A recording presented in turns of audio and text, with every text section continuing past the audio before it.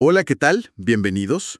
Hoy traemos algo un poco distinto, ¿no? No es un estudio, no es un informe, sino algo más íntimo, creo. Un cuento corto de Jorge Amado Yunes que se llama El tiempo del otro. Y la premisa es súper simple, parece casi una anécdota. Es la crónica de un encuentro para tomar un café. Pero les aseguro que al rascar un poco la superficie nos vamos a encontrar con ideas muy profundas sobre la atención, la conexión y qué significa de verdad dedicarle tiempo a alguien en este mundo lleno de distracciones. Exactamente. Lo valioso de este texto es que nos invita a mirar los detalles, ¿viste? La historia se desarrolla en las pausas, en las miradas o en la falta de miradas. Y en esa diferencia gigante entre oír y escuchar de verdad. Vamos a analizar cómo un encuentro que parece cotidiano puede ser en realidad un acto casi transformador. Me encanta esa idea. Y es interesante porque la historia arranca mucho antes de que llegue la otra persona. El narrador llega temprano al café, dice que es su costumbre, y aclara que no lo hace por ansiedad, sino por el placer de esperar al otro. Y me fascina esta frase, verlo llegar. Elige una mesa en el centro, como preparándose para una función. Es que en ese simple acto de llegar antes, ya hay toda una filosofía. Pensemos en lo que hacemos normalmente. Tenemos 2 minutos libres y ¿qué hacemos? Sacamos el celular, matamos el tiempo. Él no hace eso. Él lo invierte. Está preparando el terreno, no solo la mesa, sino su propia mente para recibir a esa persona. Es un primer gesto de generosidad que dice, este tiempo es para ti, y empieza ahora, incluso antes de que llegas. Es verdad, es un acto de presencia total, y desde ahí, desde esa presencia, empieza a observar. Su atención es como un foco. Primero se detiene en la moza. La describe cansada, apurada, tendiendo a una mujer embarazada, y nota algo que lo perturba. Ella no lo registra a él. Camina sin levantar la vista. Es casi como si él fuera un fantasma en el bar. Y fíjate el contraste inmediato que se arma. De observar esa desconexión de afuera, su atención se va a algo súper íntimo que tiene sobre la mesa, una carta. Está corrigiendo un texto que su doctora, Ana, que es la persona a la que espera, le escribió para un libro. Y hay un detalle clave. Ella se la mandó a las 11:40 de la noche. Él dice que esa carta, escrita fuera de su horario, le reveló más del alma de Ana que todas las consultas. La llama una caricia a mi alma. Ahí está el choque de mundos del que hablabas. Por un lado, una interacción casi mecánica, apurada, sin alma con la moza. Y por otro, una conexión súper profunda y humana a través de unas palabras escritas a medianoche. El escenario para el encuentro ya está listo, ¿no? La pregunta es, ¿qué va a ganar? Exacto. Y esa tensión lo lleva a un punto de quiebre. Sí, porque la indiferencia de la moza de verdad le afecta. No lo ve como un mal servicio. Es algo más personal, casi una ofensa existencial. Cito la frase porque es muy potente. Me calienta sobremanera que no podamos mirarnos a los ojos. Es una rabia profunda. Una rabia que canaliza con una palabra muy argentina, que hasta se detiene a explicar por si alguien no la entiende. Totalmente. Usa la palabra pelotudos y cuenta la anécdota del abuelo para definirla, que un tipo que tiene muchas pelotas es un pelotudo. Pero lo que me parece fascinante no es la palabra, es por qué la usa. Él dice que es para expresar la impotencia ante ese infinito silencio de aquellos que no tienen voz. No está enojado con ella, está enojado con el sistema que la obliga a no mirar, a no conectar. Precisamente. Su frustración no es la de un cliente quejándose, es la de un ser humano que ve cómo se va perdiendo la conexión más básica. La falta de una mirada es el síntoma de una enfermedad social, ¿no? La incapacidad de reconocer al otro, de hacer una pausa para, como él dice, disfrutar el silencio de sus ojos. Es un lamento por un mundo que nos entrena para ser eficientes en vez de para estar presentes. Y justo en medio de esa reflexión tan densa, el mundo real interrumpe. Llega Ana, la doctora, y llega tarde, apurada, sin disculparse. Pero el narrador, en vez de ofenderse, la entiende al toque. Piensa. Ella es médica, vive a las corridas. Y lo primero que ella dice es lapidario. Tengo solo unos minutos. La frase que mata cualquier encuentro, ¿no? La que todos dijimos y escuchamos alguna vez, y que suele ser el anuncio de una conversación superficial y rápida. Pero acá pasa todo lo contrario. Totalmente. Ana empieza a hablar de su fin de semana con una intensidad tremenda, y el narrador toma una decisión consciente. Se pone en pausa. Su único trabajo en ese momento es escuchar, y en esa escucha capta un detalle que a mí me pareció brillante. Ella pide un cortado en jarrito con mucha leche, y él una lágrima. Y se da cuenta. Pedimos lo mismo pero con distinto nombre. Es como un pequeño guiño del destino sobre la sintonía que tienen. Es un detalle sutilísimo que nos dice que, aunque usen palabras distintas, en el fondo buscan lo mismo. Y es en ese espacio de escucha donde ocurre la magia. Y la conversación se vuelve tan absorbente que pasa algo increíblemente humano y hasta cómico. Mientras le escucha totalmente absorto, agarra una galleta de la mesa, una palmerita, y se la come. Y de repente un pensamiento lo fulmina. Tenía que hacerse un análisis de sangre. Y acaba de arruinar 12 horas de ayuno. Es algo que nos ha pasado a todos, ¿no?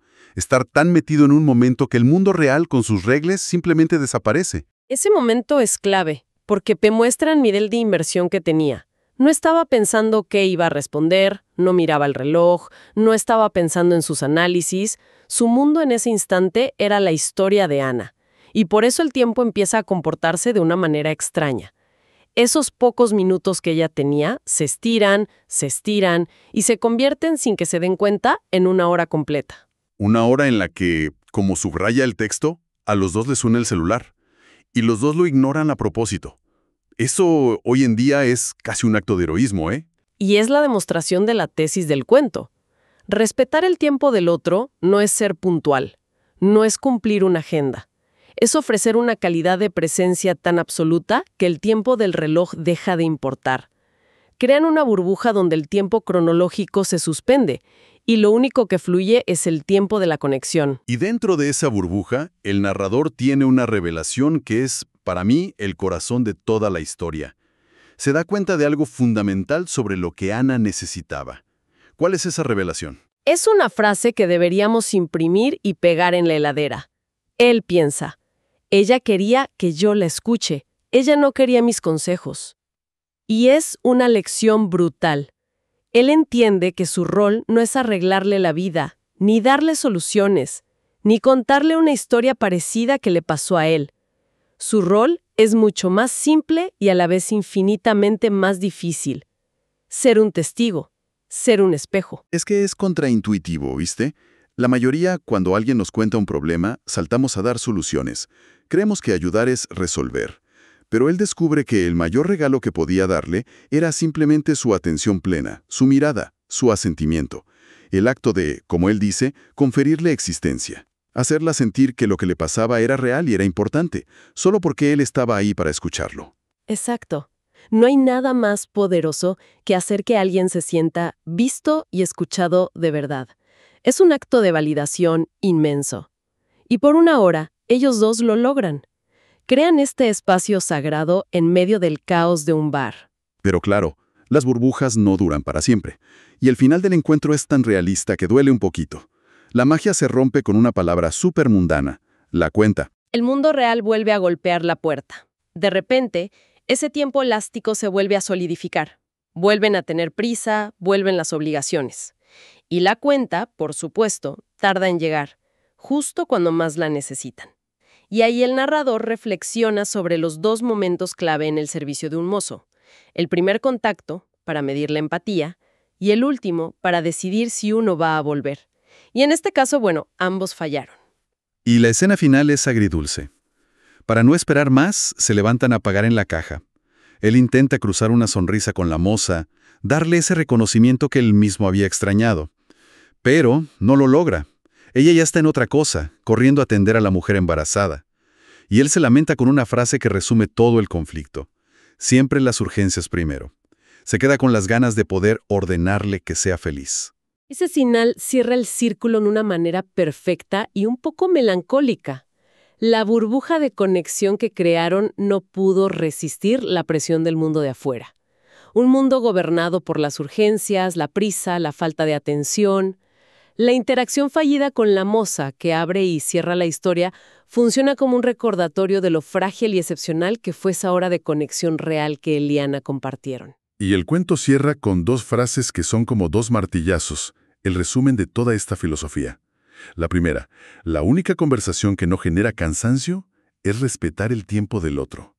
Es una idea muy potente, porque muchas interacciones sociales nos drenan, pero él sugiere que las conversaciones basadas en la escucha genuina en realidad nos recargan. Y la segunda es casi un lamento, una reflexión final. ¿Cómo nos cuesta entender que en la vida lo más importante no es lo que recibimos, sino lo que damos? Y en el contexto del cuento, dar no es dar consejos o ni soluciones, es dar nuestro recurso más preciado y no renovable, nuestra atención plena. Entonces, si tuviéramos que destilar la lección de todo este análisis, ¿cuál sería? Para mí, este cuento redefine lo que significa darle tiempo a alguien. No es poner una reunión en el calendario. Es crear un espacio donde la otra persona pueda simplemente ser, sin que la juzguen, la interrumpan o la solucionen. Es un acto de generosidad radical. Y es una invitación a la acción. El narrador menciona al principio que una de sus metas era tomar un café por semana con alguien distinto.